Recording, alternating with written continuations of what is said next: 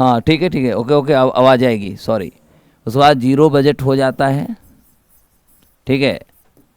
और इसके बाद आपका जीरो बेस्ड बजट के बाद आपका एक जेंडर बजट हो जाता है, जेंडर बजट।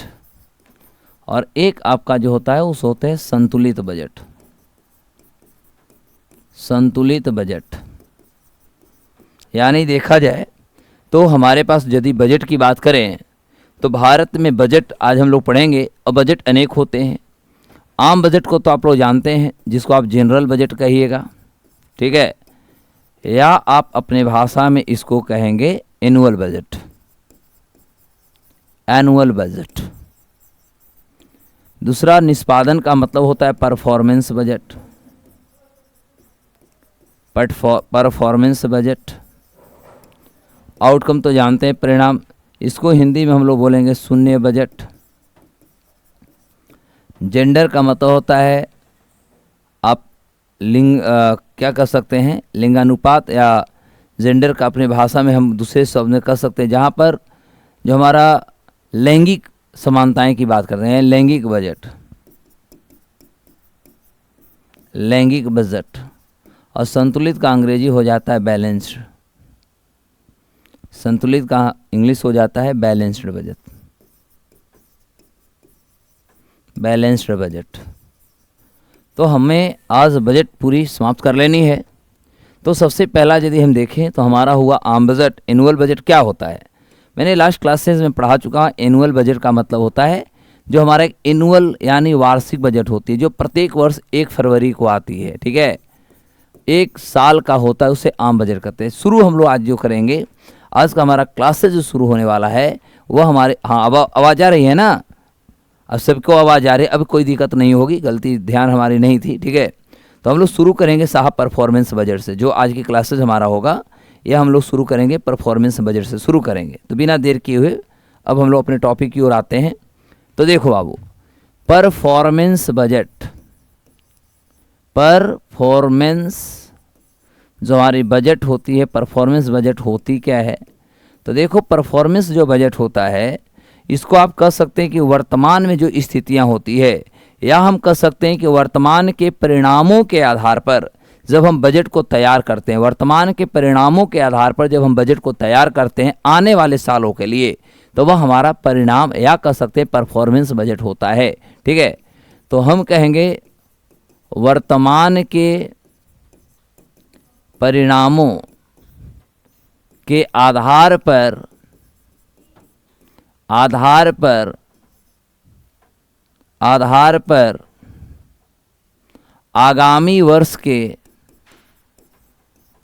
आगामी वर्षों के लिए तैयार किया गया बजट को हम लोग कहते हैं कि यह एक परफॉर्मेंस बजट है। पूरी दुनिया की यदि हम बात करें तो पूरी दुनिया में परफॉर्मेंस बजट, इसकी शुरुआत यदि हम देखें तो इसकी परफॉर्मेंस बजट की शुरुआत आपको अमेरिका यानी यूएसए में 1949 में हुआ था। और 1949 में सबसे पहली बार यदि देखा जाए तो 1949 में ये बजट जो थी वो अमेरिका में शुरू की गई थी, ठीक है। और इस तरह से हम कह सकते हैं संयुक्त राज्य अमेरिका में यह बजट पहली बार 1949 में शुरू किया गया था। और जो 1949 में अमेरिका में शुरू की गई थी, यहाँ पर एक आप याद रखिएगा ह्यूवर, ठीक है, ह्यूवर समिति के सिफारिश जो थी, ह्यूवर समिति के सिफारिश पर कहेंगे इस बजट को लाया गया था। वहीं यदि हम भारत की बात करें तो हम कह सकते हैं ये बजट जो भारत में थी, ये भारत में आपको पहली बार आप देखेंगे तो ये आपका 25 अगस्त 2005 को, ठीक है, 25 अगस्त 2005 को संसद में हमारी जो है संसद में लाया गया, ठीक है, संसद में लाया गया। क्वेश्चन हुआ किसने लाया, तो उस समय के कहेंगे जो तत्कालीन हमारे देश के वित्त मंत्री हैं, तो तत्कालीन वित्त मंत्री और इनका नाम था, आप क्या बोलेंगे, अभी ये घोटाला में भी पकड़े गए हैं। तो ऐसे पी चिदम्बरम याद आ गया, ठीक है, पी चिदम्बरम के द्वारा भारत में पहली बार कहेंगे कि परफॉर्मेंस बजट जो था वो 25 अगस्त 2005 को भारत के संसद में लाई गई। तो यदि आपसे पूछा जाता है कि परफॉर्मेंस बजट क्या होता है, तो परफॉर्मेंस बजट का मतलब होता है कि जब हम वर्तमान के परिणाम को देखेंगे कि हमारी क्या रिजल्ट आ रही है, और वर्तमान के परिणामों को देखते हुए, उसके आधार को देखते हुए जब हम आगामी का मतलब होता है आने वाले साल, तो आने वाले सालों के लिए जब हम बजट को तैयार करते हैं तो वह हमारा बजट जो होता है वो परफॉर्मेंस बजट कहलाता है। अरे पहली बार ह्यूबर समिति जो था, कमेटी जो था, इसकी सिफारिश पर अमेरिका में 1949 में इसको लाया गया था। वहीं भारत की बात करें तो भारत में पहली बार 25 अगस्त 2005 को ये संसद में लाया गया, और उस समय के जो तत्कालीन वित्त मंत्री भारत के थे उनका नाम था पी चिदम्बरम, यानी पी चिदम्बरम के द्वारा लाई गई थी। इज इट क्लियर हो गया? सभी को क्लियर हो गया दोस्त? जल्दी बता दो। परफॉर्मेंस बजट के बाद अब हम लोग देखेंगे दूसरी बजट, और दूसरा बजट जो हमारा होगा वह होगा हमारा आउटकम बजट, ठीक है। या चलो हम पहले शून्य बजट को बात करते हैं, ठीक है। तो दूसरा हम लोग करेंगे शून्य बजट। शून्य बजट जो होता है इसको हम लोग जीरो बेस्ड बजट भी बोलते हैं, ठीक है। जीरो बेस्ड बजट इसी को कहा जाता है। तो आपको अंग्रेजी हिंदी कुछ पूछे टेंशन मत लीजिएगा। देखो जीरो बेस्ड बजट का मतलब क्या होता है कि पिछले साल हमारा आय और व्यय क्या था वो सभी को हमने जीरो मान लिया, ठीक है।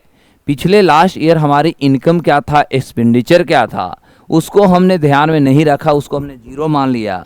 और जीरो मान करके वर्तमान वर्ष के लिए यानी नए सिरे से आप कह सकते हैं कि जब हम बजट को शुरू करते हैं, यानी पिछले साल की सारे चीज़ों को हमने हटा दिया, दिमाग से निकाल दिया, जीरो मान लिया, और नए साल को हम एकदम जीरो से जब शुरू करते हैं तो इसको हम लोग शून्य बजट कहते हैं। इसे हम सूर्यास्त बजट कहते हैं, इसे हम सनसेट बजट कहते हैं, ठीक है।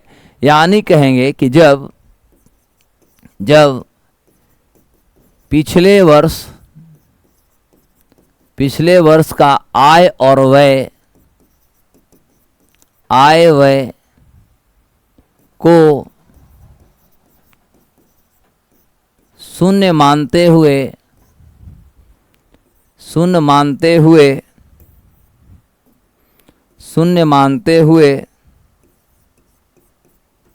जब नए सिरे से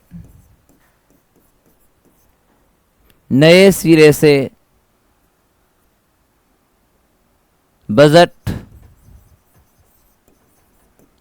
तैयार किया जाता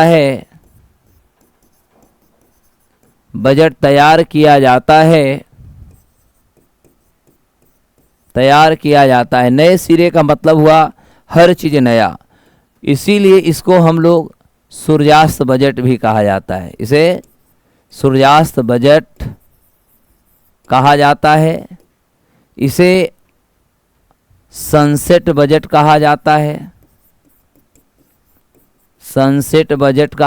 है, इसे जीरो बेस्ड बजट या शून्य बजट भी कहा जाता है।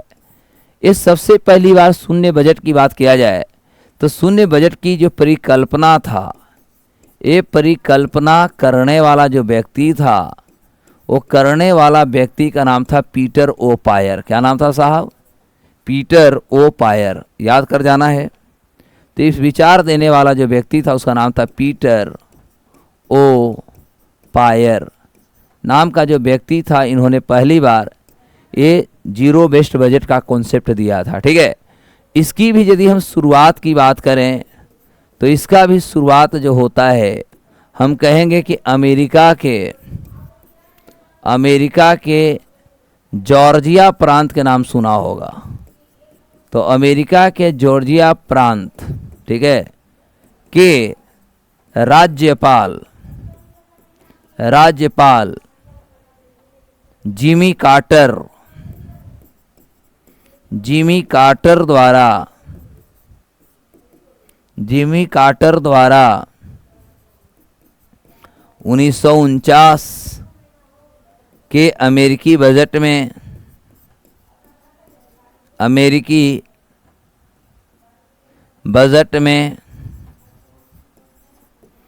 में प्रयोग किया गया था। लेकिन यदि देखा जाए तो इसकी अमेरिका में शुरुआत, अमेरिका पूर्ण रूप से 1973 में लागू किया। वहीं यदि हम भारत की बात करें तो आप बेटा याद रखना कि भारत में 1987-88 में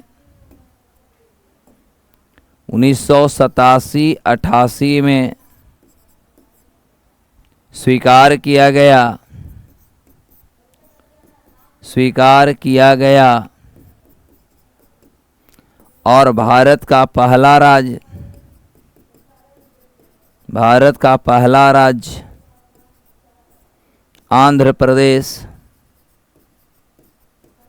आंध्र प्रदेश ने शून्य बजट पेश किया था। शून्य बजट पेश किया था। तो देखो, ये आपके लिए बहुत खतरनाक टॉपिक हम आज बता रहे हैं। याद करो, सबसे पहले इसको कौन कौन बजट के नाम से जाना जाता है। तो इसे हम लोग सूर्यास्त बजट इसलिए कहते हैं कि जैसे सूर्य डूबता है, एक नए साल और एक नए दिन की शुरुआत होती है। और यही कारण है कि शून्य बजट, इसीलिए मैंने आपको बताया कि पिछले साल हमारे क्या आय थी, क्या व्यय थी, सबको हमने जीरो मान लिया। एकदम नए सिरे से हम अपने जीवन को शुरुआत कर रहे हैं, नए सिरे से हम अपने व्यापार को शुरू कर रहे हैं। तो जब हम कोई चीज़ नए सिरे से मेरे बच्चों शुरू करते हैं तो उसको हम लोग क्या बोलते हैं कि सूर्य अस्त हुआ, एक बार सूर्य अस्त हुआ, अब नया सवेरा आएगा, है ना, नया सवेरा आएगा। तो नया सवेरा का मतलब सूर्य अस्त हो गए, इसीलिए इसको सनसेट बजट या सूर्यास्त बजट या शून्य बजट कहा जाता है। इसका परिकल्पना करने वाला पीटर ओपायर था। उन्होंने ही इस वर्ड को, उन्होंने इस विचार को दिया था और इसकी शुरुआत अमेरिका से ही होता है। अमेरिका में याद रखिएगा एक जॉर्जिया प्रांत है। इस जॉर्जिया प्रांत के वहाँ का राज्यपाल जो था जिमी कार्टर, वो गाना सुनने किया होगा, जिमी जिमी जिमी आजा आजा आजा, याद है ना। तो मायने सी बात है, नाम भी याद करोगे तो पूरा काम हो जाएगा। तो ये जो जिमी कार्टर जो थे, ये 1949 का जो अमेरिका का जो बजट था उसमें उन्होंने इसका प्रयोग किया था। लेकिन पूर्ण रूप से देखा जाए तो अमेरिका जो था इसका यूज़ किया 1973 में। और वहीं भारत की बात किया जाए तो भारत ने इसका इस्तेमाल किया 1987-88 में। और भारत में पहला राज्य जो बन गया उसका नाम है आंध्र प्रदेश ने भारत में पहली बार यदि देखेंगे तो उन्होंने इस बजट का प्रयोग किया था, पेश किया था। कैसा लगा भैया बताओ? यहाँ तक सबको समझ में आ गया? क्योंकि आप बहुत लंबे टाइम से इंतजार करते तो हम भी आपको पढ़ाने के लिए इंतजार करते हैं। यहाँ तक सबको क्लियर? मजा आ गई? इसमें क्वेश्चन आपसे पूछा है कि शून्य बजट को क्या नाम से जाना जाता है। ये शून्य बजट को पहली बार कौन प्रयोग किया था, भारत में कौन सी राज्य ने किया है। सारे क्वेश्चन आप देखोगे प्रीवियस क्वेश्चन, तो सारे प्रीवियस क्वेश्चन में सभी आपको मिलेंगे, ठीक है। इसलिए एक बार आप अच्छे से पढ़ो, जो पढ़ो अच्छे से पढ़ो, और आगे की भी पढ़ाई आपकी और अच्छी होनी चाहिए, क्योंकि बहुत सारे पढ़ाई के लिए हम बैचेज को भी अनाउंस करने जा रहे हैं। वीपीएससी मेंस में भी हम लोग काम करेंगे, धीरे धीरे सारे क्षेत्रों में करेंगे। आई थिंक यहाँ तक सबको क्लियर है? एक बार आप बता दीजिए कि हाँ सर, यहाँ पूरी की पूरी अच्छे से क्लियर है, हमको समझ में आ गई। देन आफ्टर हम लोग आगे की डिस्कशंस करेंगे। तो शून्य बजट जो होता है, जीरो बेस्ड बजट जो होता है, ये शून्य बजट का कॉन्सेप्ट देने वाला जो था पीटर ओपायर था। कौन था? पीटर ओपायर, ठीक है। और ये पहली बार इसे हम सनसेट बजट इसीलिए कहते हैं क्योंकि जैसे ही हमारा कह सकते हैं कि सूर्यास्त होता है और नया सवेरा आता है, तो एक नए सवेरे को देखते हुए हमने इसकी शुरुआत की थी। आप जल्दी से हमें कमेंट बताएंगे कि हाँ सर यहाँ तक क्लियर है, सर अच्छे से हमारे समझ में आ गई है। ये दोनों टर्म हमें आप बताएंगे जिससे कि हम आगे की बात करेंगे। जल्दी से बताओ कि हाँ सर, यस या no.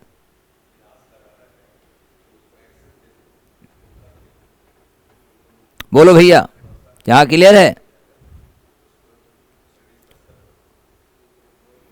It has been finished. आप लोग कमेंट करने बड़ा देर कर देते हैं, अब देर करेंगे तो मैं आगे बढ़ जाऊंगा, ठीक है? हमें जल्दी से रिस्पॉन्स, हमें फास्ट चाहिए।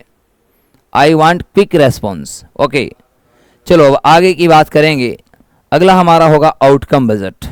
क्या होगा? हमारा होगा आउटकम बजट। और एक करंट जो बजट हमारी है, करंट बजट हम लोग लास्ट में पढ़ लेंगे या करंट अफेयर के माध्यम से भी पढ़ लेंगे, ठीक है? तो हमारा हुआ अगला है आउटकम बजट। आउटकम बजट क्या होता है समझो। देखो, जैसे हमारी सरकार बहुत सारी योजनाएं चला रही है, जैसे हम बात करेंगे PMGSY चल रही है ना, जैसे सरकार का योजना है मिड डे मील, जैसे सरकार की योजना देखेंगे तो अंत्योदय अन्न योजना चल रहा है, जैसे सरकार का देखेंगे तो नरेगा मनरेगा के नाम सुना होगा, ठीक है? तो देयर आर डिफरेंट कह सकते हैं schemes and programs launch by the government.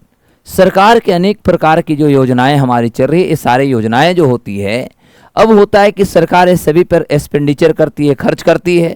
तो जब सारे क्षेत्रों में सरकार खर्च करती है तो कह सकते हैं कि सरकार के द्वारा जितने भी योजना परियोजनाएं चलाई जाती है, इसको प्रत्येक त्रैमासिक समझ में आता है, 3 महीना तो समझ में आता होगा। प्रत्येक त्रैमासिक पर इसका मूल्यांकन किया जाता है।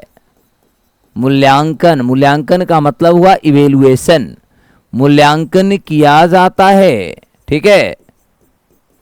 और अगले रिजल्ट यानी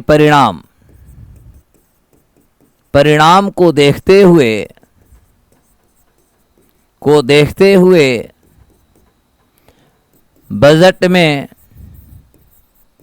बजट में कमी या वृद्धि किया जाता है। जैसे मान लो कि आप 2 भाई हैं, अच्छे समझना, आप 2 भाई हो और दोनों जो है पटना में रह करके तैयारी कर रहे हैं, ठीक है? अब मैंने सी बात है, ए है, ए हमारा बी है, ठीक है? पता चला कि बी का जो है एक कॉलेज में भी अपना अच्छा टॉप कर रहा है, ऐसे समझ में आ रहा है। कंपटीशन की दुनिया में भी इनकी जो पढ़ाई है, ये बहुत बच्चा जो है सीरियस है, ठीक है? और सीरियस होने के कारण ये लगातार कर सकते हैं रिजल्ट मेकर बनते जा रहा है, रिजल्ट देते जा रहा है। वहीं ए नाम का जो लड़का है, एक केवल सोता है, पटना में घूमता है। तो बताओ रिस्पॉन्स यानी आउटकम सबसे अच्छा रिजल्ट किसका होगा, ए का होगा या बी का होगा? तो इससे स्पष्ट हुआ कि जो बच्चा पढ़ रहा है, जो टॉप कर रहा है, रिजल्ट दे रहा है, सीरियस है, तो मैंने साथ इसका जो आउटकम है, आउटकम का मतलब होता है रिजल्ट, तो इसका जो रिजल्ट है, इसका रिजल्ट बहुत बेहतर है। तो माता पिता क्या करेंगे? अब माता पिता जो पेरेंट्स होंगे, जो खर्च कर रहे हैं, अब वो कहेंगे कि बेटा तू खाली सो रहा है पटना में, तुम्हारा कोई आउटपुट नहीं निकल के आ रहा है, आउटपुट बेटा छोटका को आ रहा है, इसलिए हम छोटका को अब दिल्ली भेजेंगे, लंदन भेजेंगे। समझ आया? तो सरकार भी इसी तरह करती है। सरकार के द्वारा अनेक प्रकार की योजना परियोजनाएं चलाई जाती है और यहाँ भी गवर्नमेंट ये देखती है कि आखिर जो हम खर्च कर रहे हैं, हमारा जो एक्सपेंसेस है, उस एक्सपेंसेस का कितना हमें आउटपुट निकल के आ रहा है। तो हर 3 महीना पे कहेंगे कि गवर्नमेंट जो होती है वह अपनी जो टोटल उसका एक्सपेंडिचर होता है, एक्सपेंसेस होता है, डिफरेंट स्कीम्स प्रोग्राम्स, चाहे उस कह सकते हैं सोशल इकोनॉमिक वेलफेयर प्रोग्राम हो सकता है, या कह सकते हैं कि जो डिप्राइव्ड क्लासेस के जो अपलूट करने के लिए होता है या डेवलप करने के लिए सरकार जो योजनाएं लाती है, उस पर सरकार जो खर्च करती है, इसको हर 3 महीना पर जाँच करती है कि आखिर इसका हमारा जो ऑब्जेक्टिव्स है, जिस ऑब्जेक्टिव्स के लिए इसको लाया, जैसे मान के हम चलते हैं कि सरकार ने मिड डे मील लाया, तो मिड डे मील लाने का उद्देश्य क्या था?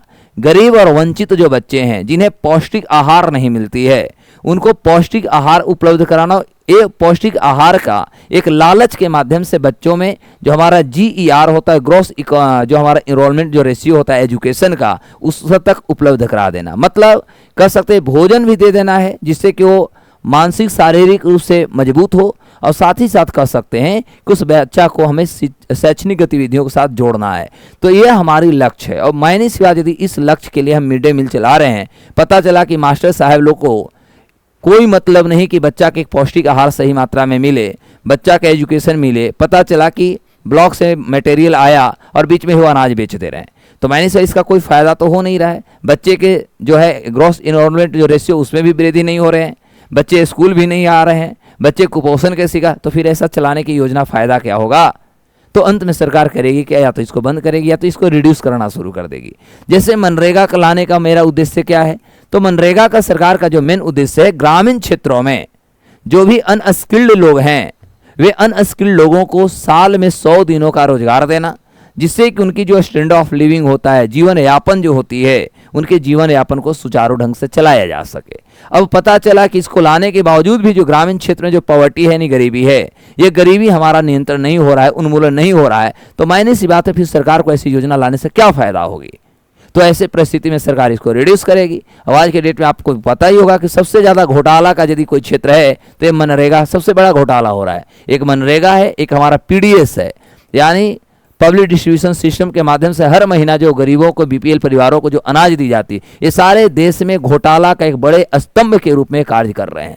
तो आने वाले समय में यदि सरकार इस पर विचार करती है, इसको इवेलुएट करती है, जांच करती है, पाया जाता है कि एक कहीं ना कहीं असफल है, लक्ष्यों के विहीन काम कर रहा है, तो मैंने इस बार सरकार इस पर क्या करेगी? इस पर संशोधन करेगी, समाप्त करेगी, रोकेगी आदि। तो ऐसे जो बजट हमारे तैयार किए जाते हैं देखते हुए, ये हमारा कहलाता है आउटकम बजट। क्लियर हो गया? क्या कहेंगे? Outcome budget. अब इसके बाद हम लोग देखें तो यहाँ सबको क्लियर है? जल्दी से बता दो कि यस या नो में जवाब देना है। दो ही आपको जवाब देना है, यस समझ में आ गया, नहीं समझ में आया तो नो, इसके अलावा ज़्यादा नहीं। क्लियर हो गई?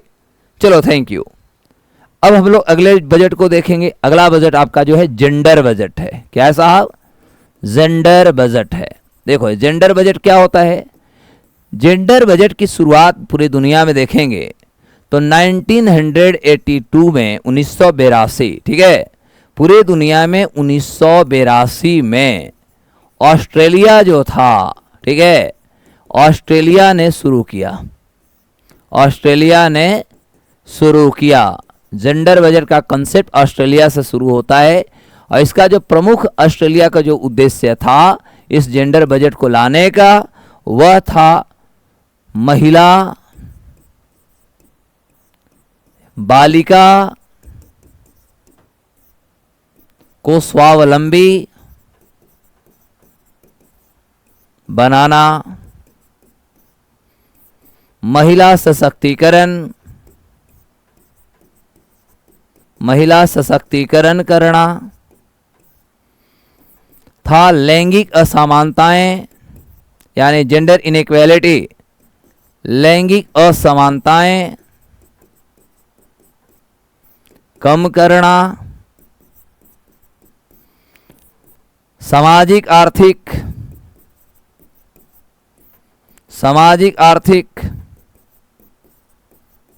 विषमता में कमी करना और आर्थिक रूप से महिलाओं को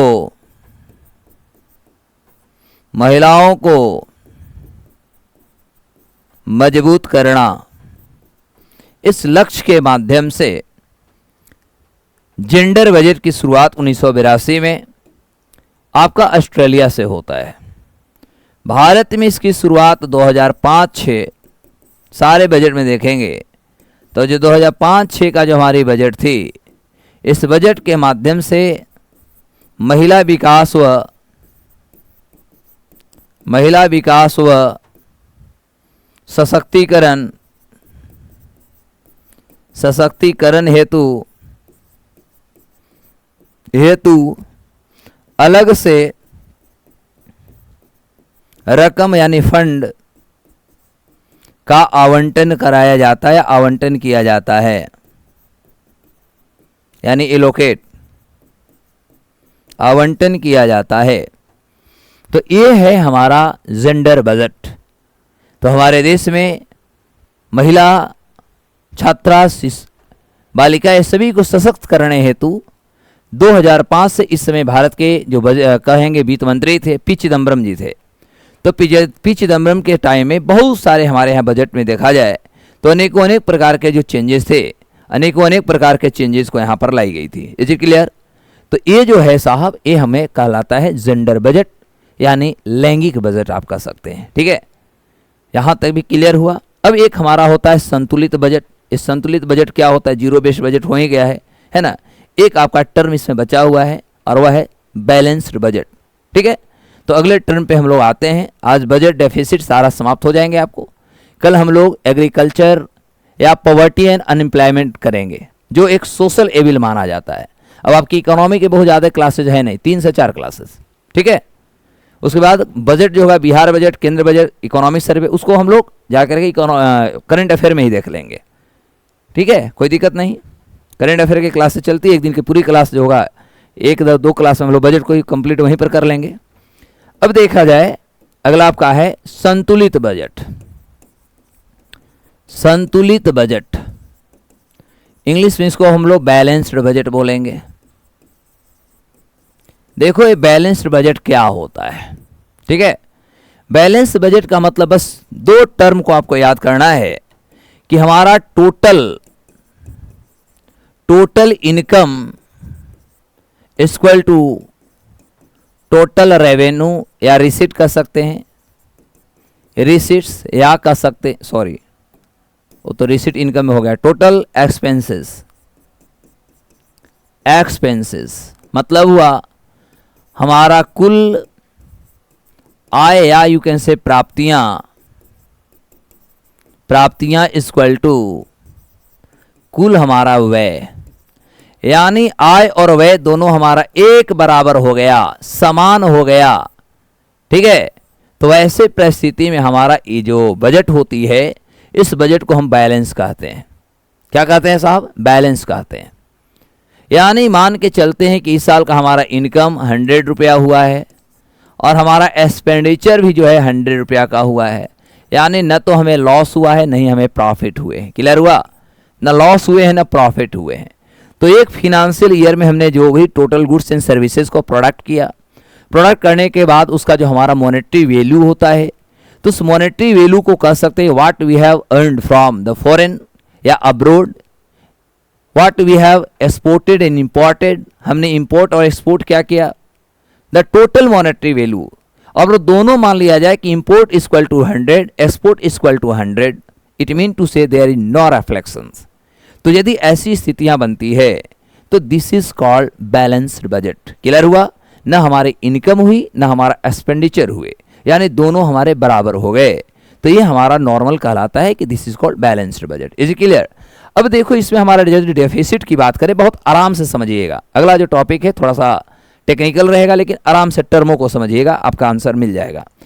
अब देखो यदि हम डेफिसिट की बात करें तो डेफिसिट का मतलब होता है घाटा। ठीक है, इस घाटे की यदि हम सौदा की बात करें, इसमें 4 पॉइंट को आप अच्छे से समझिएगा। इसके अंतर्गत 4 पॉइंट आते हैं। एक आपका जो होता है राजस्व प्राप्तियां होता है, राजस्व प्राप्तियां होता है। ठीक है, इसको इंग्लिश में आप बोलेंगे रेवेन्यू रिसिट्स, रेवेन्यू रिसिट्स। ठीक है बाबू लोग, रेवेन्यू रिसिट्स। एक होता है हमारा राजस्व व्यय, राजस्व व्यय, रेवेन्यू एक्सपेंडिचर या एक्सपेंस यू कैन से। एक होता है हमारा पूंजीगत आय या पूंजीगत प्राप्तियां, पूंजीगत प्राप्तियां, प्राप्तियां को ही आप आय कहोगे। Capital receipts, capital receipts. और एक होता है हमारा पूंजीगत व्यय, पूंजीगत व्यय यानी कैपिटल एक्सपेंसेस या एक्सपेंडिचर। Now clear? अब ये 4 टर्मों को पहले समझते हैं, उसके बाद आगे जो आपका बैलेंस की पार्ट होंगे, बजट हमारा सरप्लस जाएगा या डेफिसिट जाएगा, बहुत आराम से समझ में आ जाएगा।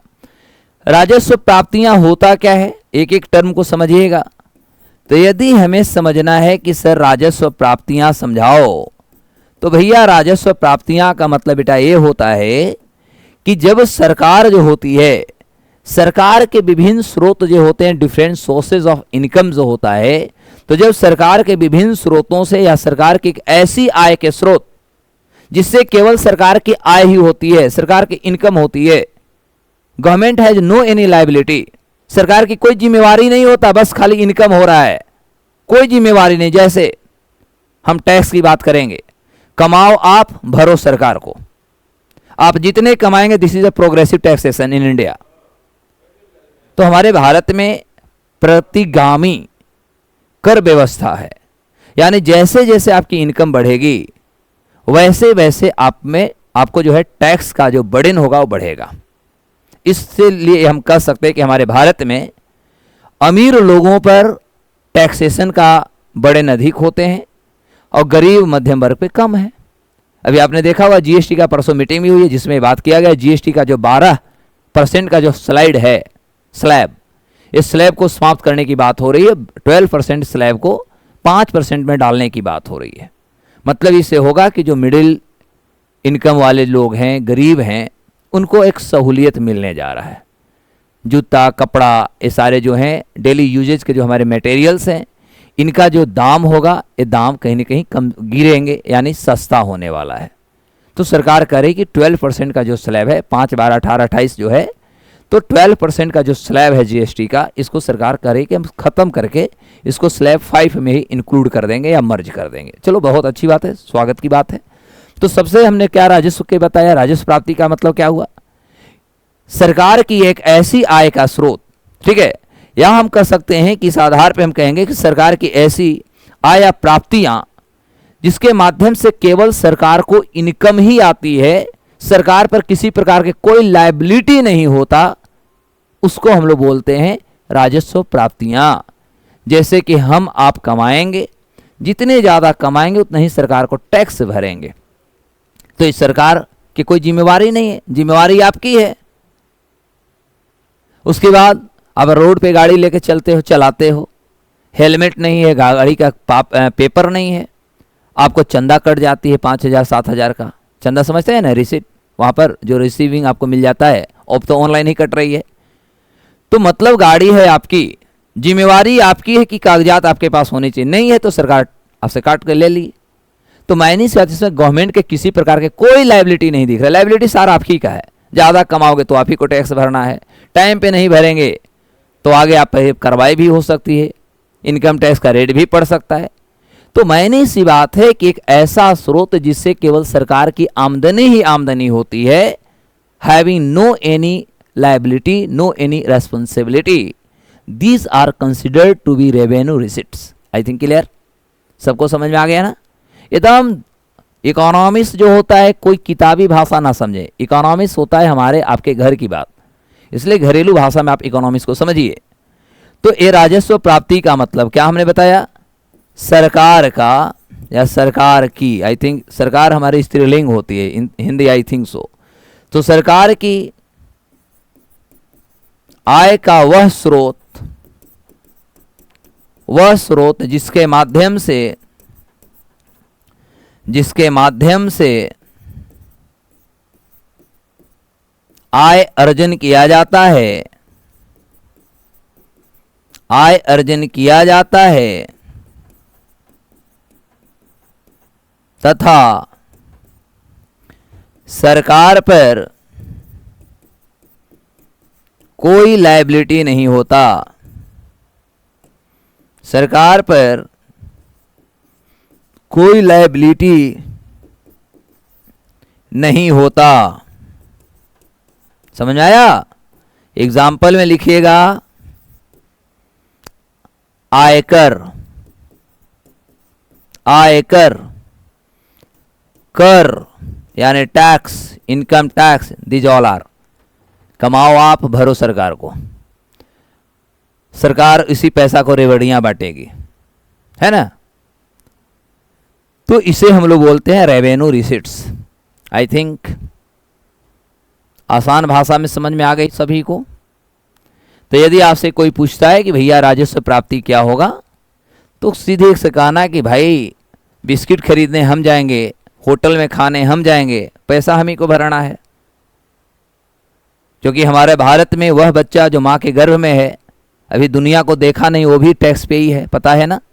इनडायरेक्ट टैक्स वो भी पे करता है, क्योंकि वो बच्चा कैसे माँ के गर्भ में स्वस्थ रहे, माता जी को ध्यान देने हेतु उन्हें कैल्शियम आयरन की खुराक दी जाती है, रूटीन चेक होती है, अनेक प्रकार की दवाइयाँ भोजन दी जाती है। तो आखिर किस लिए? उस बच्चा के लालच में ही उस महिला को खाना पीना या उनकी सेहत पर ध्यान दी जाती है। यही है समाज की सच्चाई। तो प्रश्न होता है कि वह बच्चा के लालच में ये सारे चीजें किए जा रहे हैं, देयरफॉर वी कैन से कि वह बच्चा जो माँ का गर्भ में, वह भी टैक्स पे ही है, इनडायरेक्ट। Is it clear? क्योंकि इनडायरेक्ट टैक्स का मतलब ही होता है कि जिस पर लगता है, मतलब लगा किसी और पर, इंपोज किसी और पर होगा, लेकिन डिपॉजिट किसी और के द्वारा होगा। जैसे आप होटल में जाओगे, रेस्टोरेंट में आप जाएंगे, तो आप बाजार का आप देखेंगे तो रेल नीर 15 रुपया में मिल जाती है पानी, आप वहाँ पर जाएंगे तो 40 रुपया का पानी हो जाती है। तो भैया जो खाएगा वो भरेगा, जो नहीं खाएगा वो नहीं भरेगा, सिंपल सी बात है।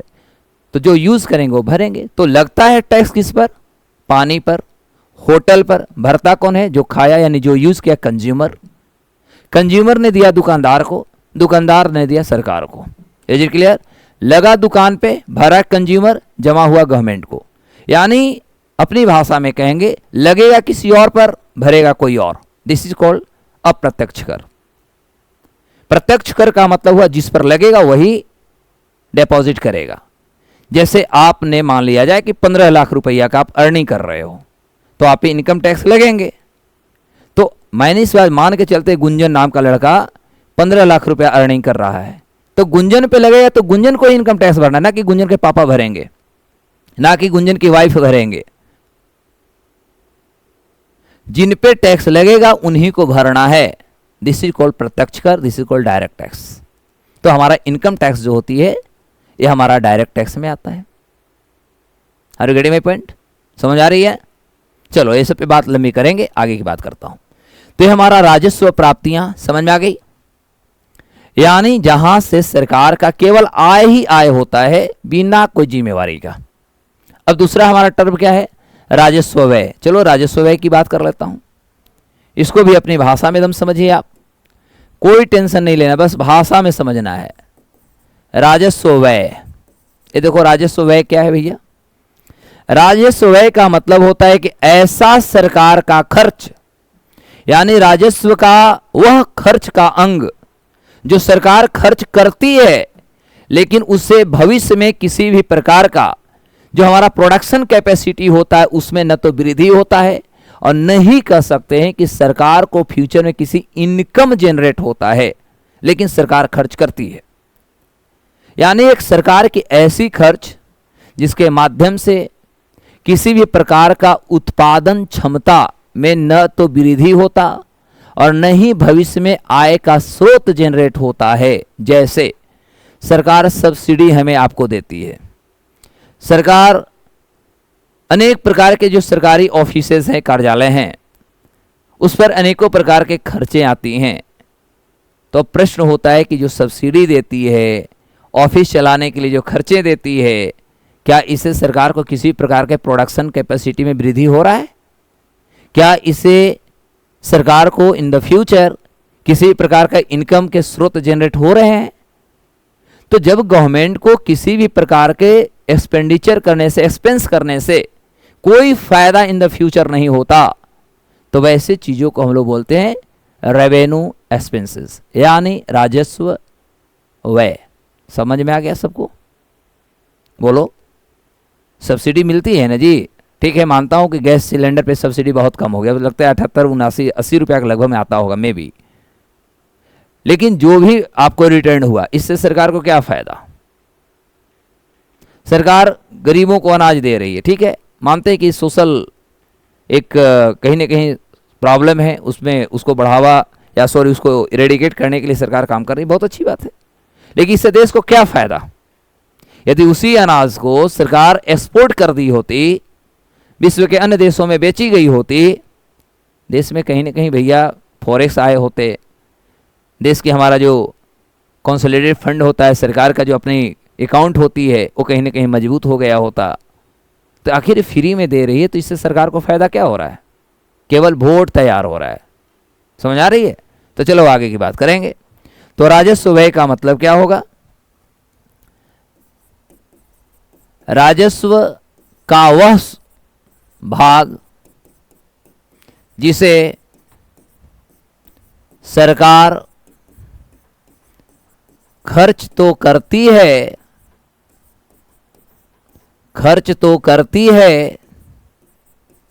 परंतु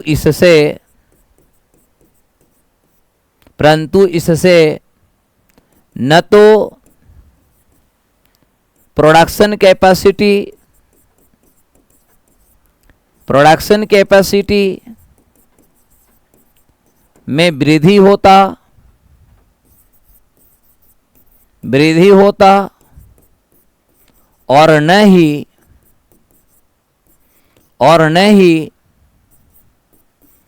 भविष्य में आय के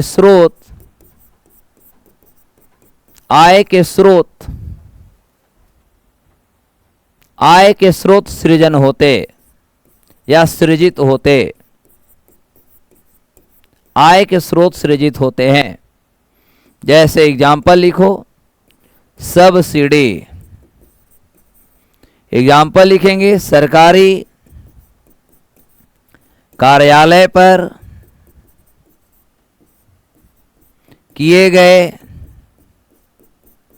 खर्चे आदि। मुझे लगता है कि बहुत आराम से समझ में आ गया होगा। किन्हीं को कोई दिक्कत? बोलो भाई। आसान भाषा में समझ में आ गई सबको यहां तक? चलो, थैंक यू।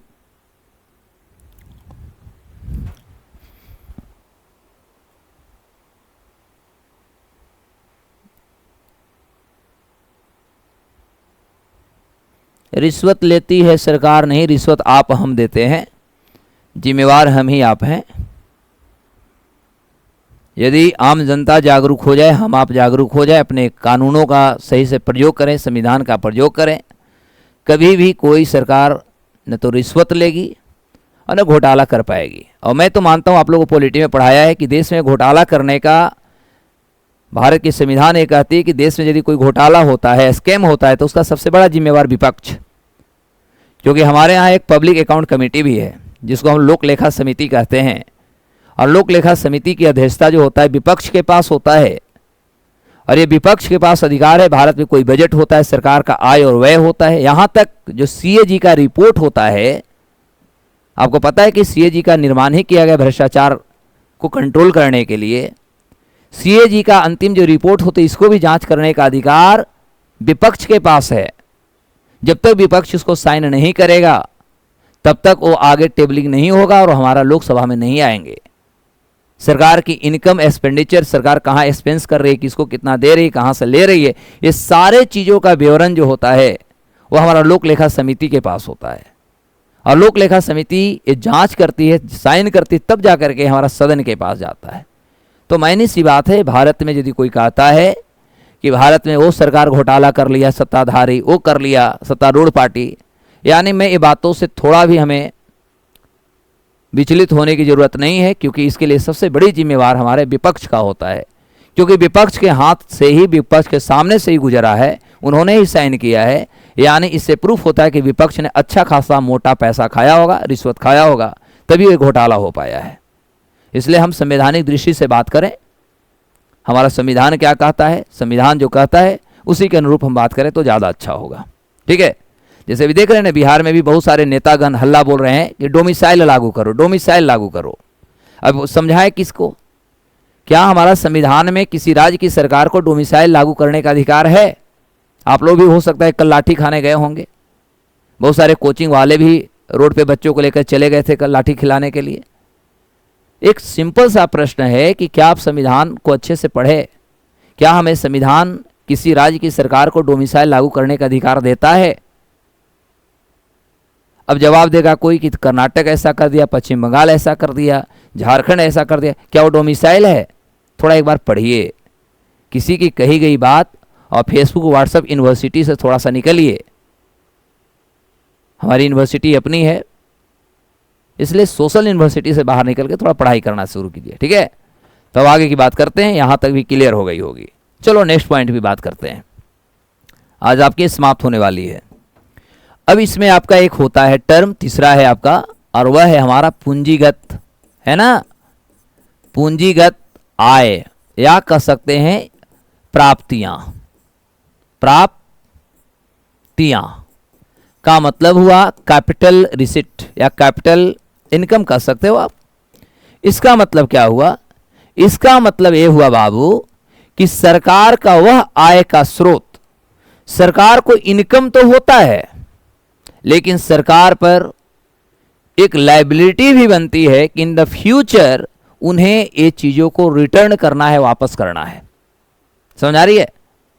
यानी कैपिटल रेवेन्यू या कैपिटल हमारा जो रिसीट होता है, कैपिटल रिसीट का मतलब हुई कि एक ऐसा इनकम का स्रोत, एक ऐसा आय जो सरकार को प्राप्त तो होती है लेकिन इन द फ्यूचर गवर्नमेंट को उसे वापस करना होता है। इसलिए हम कह सकते हैं कि गवर्नमेंट पर कहीं न कहीं लायबिलिटी बनी होती है। क्लियर हुआ? गवर्नमेंट पर लायबिलिटी बनी होती है। तो जो गवर्नमेंट पर लायबिलिटी बनी होती है, ऐसे चीज़ों को हम लोग क्या बोलते हैं?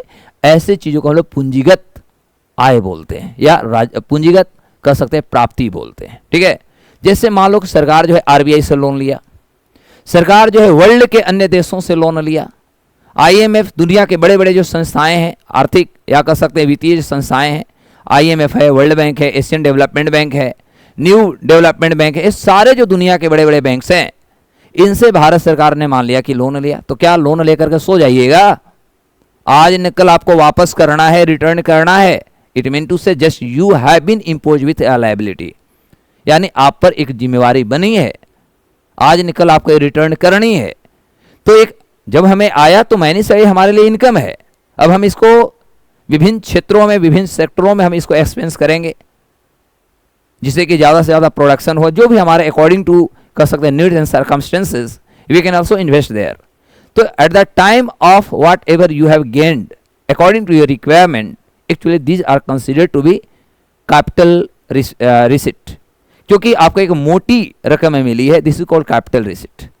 But sometimes other just you have to return it, therefore it is a responsibility and liability of you. Okay, तो चलते हैं, इसको लिखेंगे आप।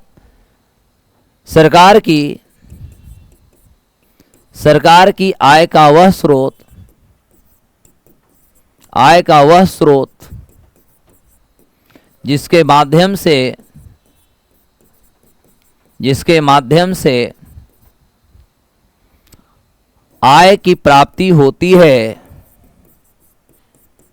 आय की प्राप्ति होती है, साथ ही सरकार पर लायबिलिटी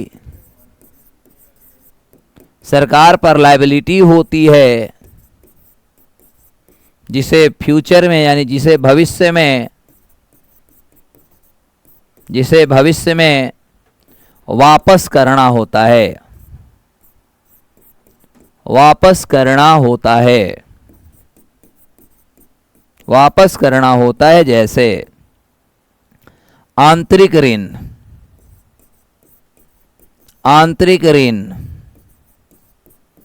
बाह्य ऋण का मतलब जैसे अमेरिका से लिया, दुनिया के अन्य देशों से आपने लिया, सिंपल सी बात है, दुनिया के अन्य संस्थाओं से आपने लिया, उसको हम लोग बोलते हैं आपको रिटर्न करना पड़ेगा, है ना। पहले लेक्चर को समझिए, उसके बाद लिखना तो है ही, बस समझ में आ गया एग्जाम निकल जाएगा, समझ में नहीं आया कॉपी भरने से कोई फायदा होने वाला नहीं है। नेक्स्ट पॉइंट क्या बचा आपका बाबू लोग? अब इसका एक टर्म और बचा है, फोर्थ पॉइंट वाला, और वह है पूंजीगत व्यय। क्या है? पूंजीगत व्यय, यानी कैपिटल एक्सपेंडिचर। देखो ये है क्या, इसमें होता है क्या कि सरकार खर्च करती है, खूब खर्च करती है,